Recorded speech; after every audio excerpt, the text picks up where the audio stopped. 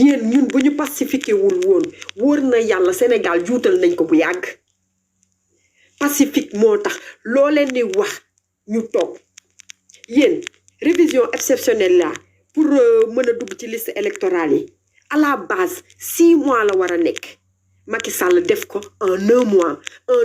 mu nga génne ci jour férié yi le samedi et le dimanche ba pare teg ko ci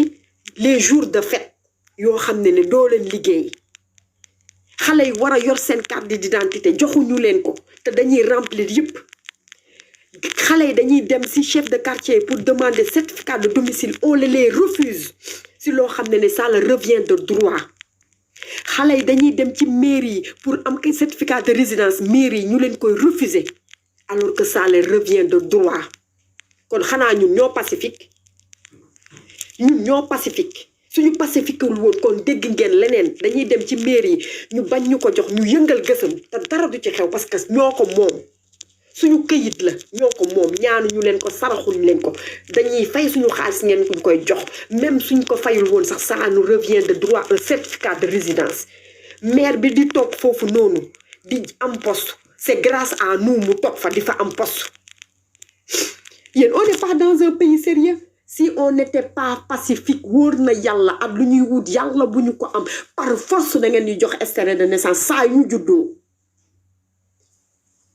Combien de Sénégalais ils ont pas d'extrait de naissance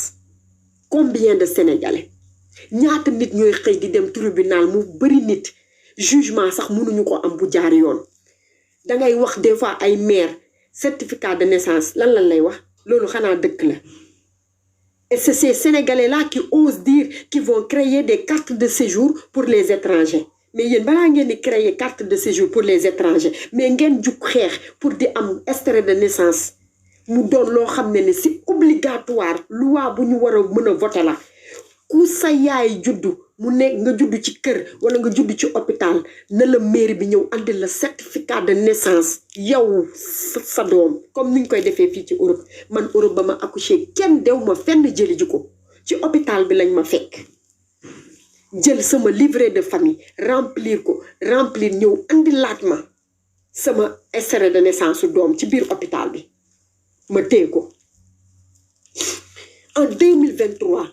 2023 ñu war a mën a am extrait de naissance sans pour autant ñu sonn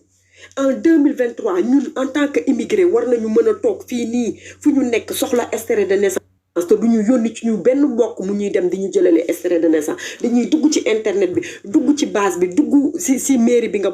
nga féete nga bind def demande bi ñu yónnee la ko mais c'est des incompétents. Quand on est gouverné par des incompétents nii rek la mën a demee nii rek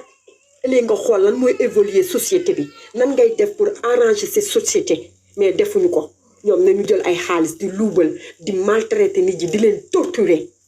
ngeen ne ñun on n'est pas pacifique yéen ñaan leen yàlla ba ñu bokkee Pastef nekk pacifique suñu leader nekk ku très pacifique nee naa leen Ousmane Sonko moo am dal Ousmane Sonko adduna bi yëpp mere nañ ko mars la ko Ousmane Sonko ñëpp mere ba ñëpp ne waxee Sénégal day takk Macky Sall dañ koy déloger Ousmane Sonko moo njëkk a génn ne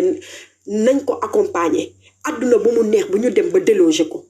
te optique boobu la ñu nekkee kon Ousmane Sonko mënul nekk nitu fitna mooy ki lay pousser naan la demal jëli ji ko nitu fitna mooy koo xam ne boo demee jëli dara ñu ne la mënoo ko am ñu ne la sa leader encouragé la ne la créer fa boucan wala bordel. kon ñun on est pacifique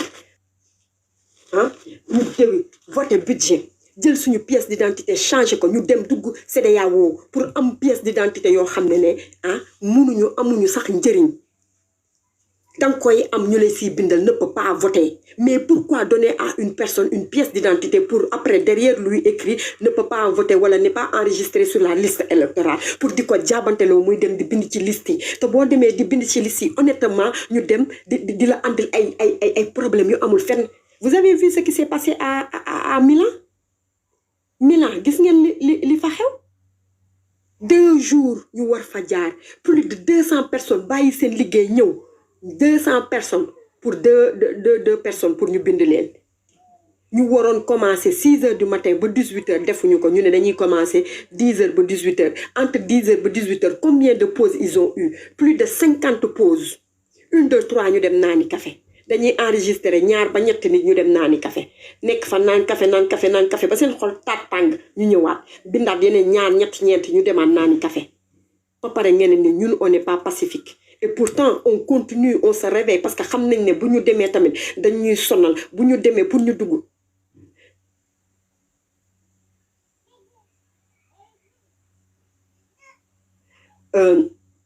bu ñu demee da ngay xam ne boo demee duñ la dugal mais danga naan damay dem parce que je le fais pour ce Sénégal là et que sama leader nee na ma demal nga dugg ci liste yi ni mu gën a gaawee yow mais xam nga ne yow yaa ngi yeewu di dem mais yaa rien qui te confirme ne boo demee dinañ la dugal ci liste bi modérateur yi lijjantil leen ma ki xaaral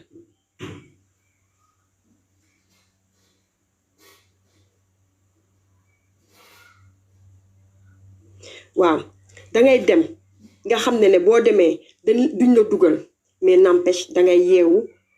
nga demee yàq ne il faut ma dem defi ko nga dem taxaw bay waaj a dugg ñu ne la tëj na mënatoo dugg ci liste bi nga jaaxle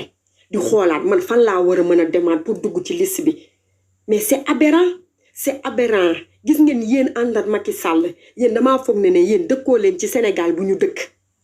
parce que man mënuma comprendre bañ nit tey te nit ki defu la dara man ñii di bañ Ousmane Sonko damaa bëggoon ñu yéeg ci live bi tey damaa bëgg mu doon benn live ouvert d'esprit ñëpp ñu yéeg damaa ko soxla j'ai envie dama bëgg benn APR mu yéeg ci live bi mu wax ma moom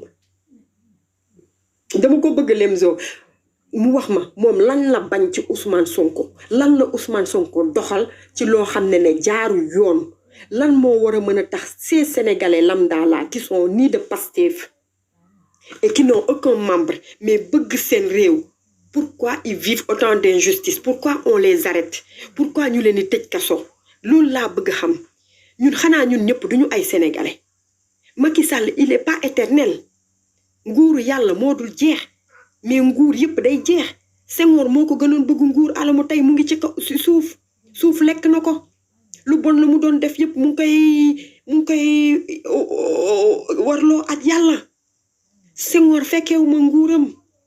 mais man gëm naa ne Senghor moo tane woon Macky Sall kon yow mii àndat Macky Sall wala man mii àndat Ousmane Sonko mu ñu bëgg ko mu nakari Macky Sall day wàcc à un moment donné il peut pas gouverner éternellement c'est pas possible république la ñu yoruñu comment dire royaume